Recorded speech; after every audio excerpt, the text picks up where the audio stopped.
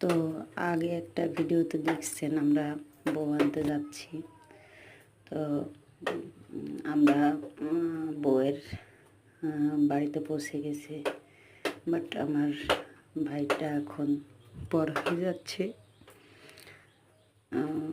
এই তো হুজুরে বুঝাই দিচ্ছে, দেখেন।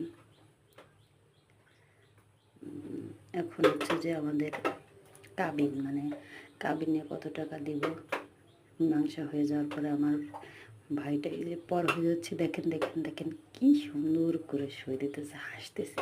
আহা ভাইয়া, ভাই ভাই ভাই ভাই ভাই একটু আমাকে দেখে তাকা ভাই, তুই তো পর হয়ে যাচ্ছিস, একটু তাকা ভাই। যাই হোক, ভাইটা সুন্দরভাবে সইটা দিয়ে ভাবের হয়ে গেল। অবশেষে আমরা বউ নিয়ে চলে এসেছি। ওই দিনটা যে এত বৃষ্টি হচ্ছিল, মানে কী বলবো, সারাটা জায়গা মানে একটু দাঁড়ানোর মতন কোনো ইয়া ছিল না, এত বৃষ্টি আর এত কাদা ছিল। তার ভিতর দিয়ে বউটাকে হাঁটিয়ে হাঁটিয়ে আনতেছে। তো যাই হোক, বউটা কেমন হয়েছে অবশ্যই কমেন্ট করে জানাবেন। আমরা বাড়িতে পৌঁছে গেছি, এখন কিছু রিচুয়াল আছে, আমাদের কিছু নিয়ম কানুন আছে, এগুলো করতে হবে।